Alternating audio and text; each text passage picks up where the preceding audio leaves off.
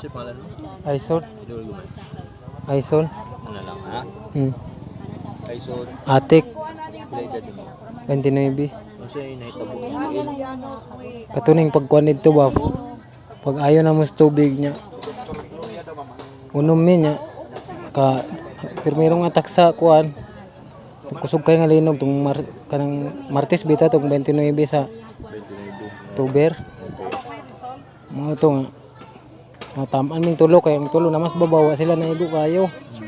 Mga itong nakadagan sila. Nakapahibalo diri sa ubos ba. Ito ang igagaw na ako. Nagkuhan sila. Dagan niya. Napsan man sila bato. Pero kung naigo ko diri sa likod. Naigo ka o? Tapsingan ko mga 10 kilo nga bato.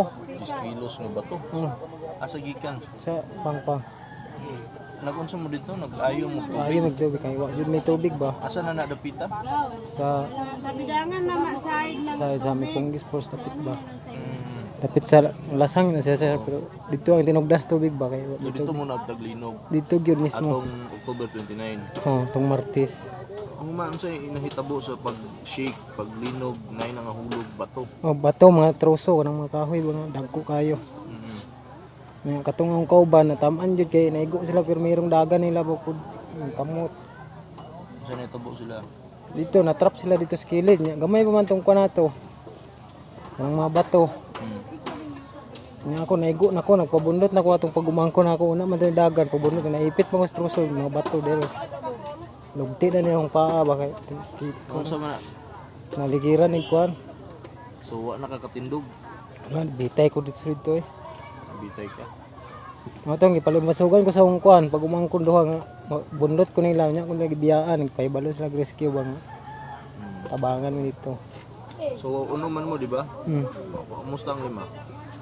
Ang duha, yun patay yung duha sir. Patayang duha. Nabilin yun dito, walang rescue. Ang lima, ang tulo na adre.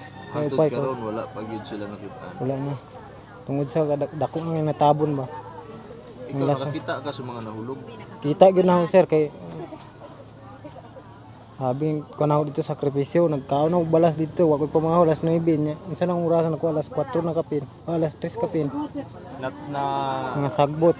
Naipit ka alas 9 sa buntag. Nya. Paglinog, na-rescue ka hapon na. Hapit na alas 4. Yung ulanan pa ko dito. Nahulom ko sa tubig. Daga diri sa kuan. Hawak na ako ba. Ano sa paminaw na nimo ato? Awa na ko nilaom sir kay patay na ginawa ko na to. Nahuna.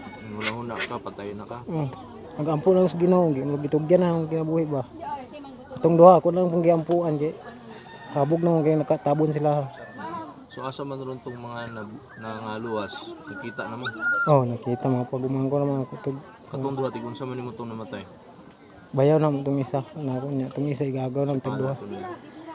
Kasi nga bibit. Bibit Superales o si Miggy Ate. Hindi atik.